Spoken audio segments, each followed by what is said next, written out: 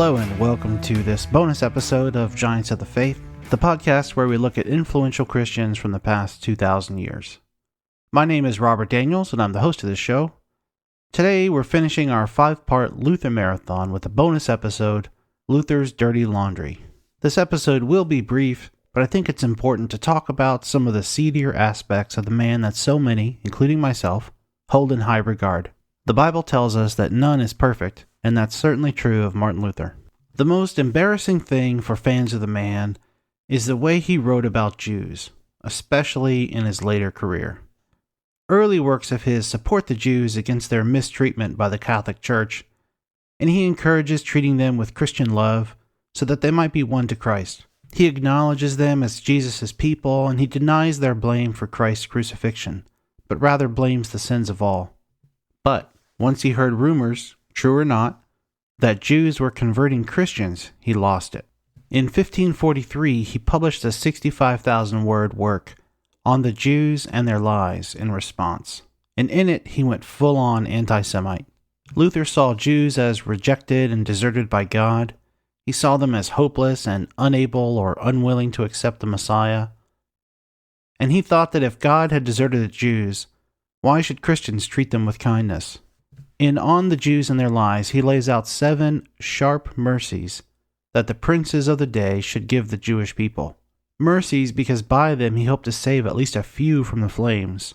Sharp you'll understand as I read you the abbreviated versions of them.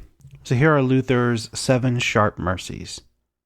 First, to set fire to their synagogues or schools, and to bury and cover with dirt whatever will not burn, so that no man will ever again see a stone or cinder of them. This is to be done in honor of our Lord and of Christendom, so that God might see that we are Christians, and do not condone or knowingly tolerate such public lying, cursing, and blaspheming of his Son and of his Christians. Second, I advise that their houses also be razed and destroyed, for they pursue in them the same aims as in their synagogues. Third, I advise that all their prayer books and Talmudic writings, in which some idolatry, lies, cursing, and blasphemy are taught, be taken from them.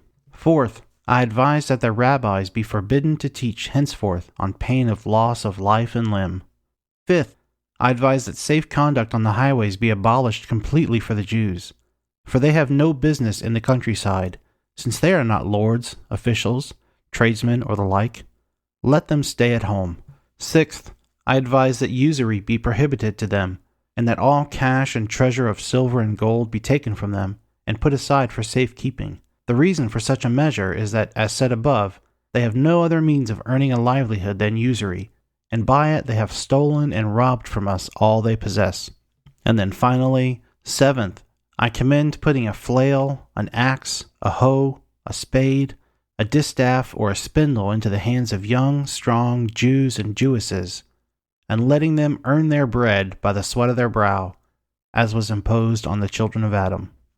You can see why I said this is embarrassing, not just to Christians, but what an embarrassment to Christ, whose gospel, as Romans 1:16 says, is the power of God for salvation to everyone who believes, to the Jew first and also to the Greek. Some draw a line from Luther's writings to anti-Semite French philosophers of the 18th century to Hitler's Germany, and it's just shameful. Now, since this is a bonus episode, I feel free to share something unrelated to Luther's abhorrent treatment of the Jews. When doing my research for the last couple of episodes, I came across this fun tidbit that Luther wrote about actual dirty laundry. Diapers, in fact. Luther was very clear in his commendation that any work is good work, and he brought it down even to washing diapers. Of that he wrote, "Now you tell me, when a father goes ahead and washes diapers, or performs some other mean task for his child, and someone ridicules him as an effeminate fool, though that father is acting in the spirit just described, and in Christian faith, my dear fellow, you tell me, which of the two is most keenly ridiculing the other? God, with all his angels and creatures, is smiling, not because that father is washing diapers, but because he is doing so in Christian faith.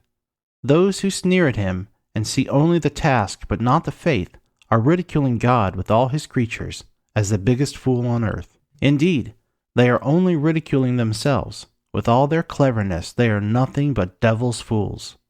And on that brighter note, we'll close out this bonus episode about Luther's dirty laundry. Thanks for listening. Until next time, God bless.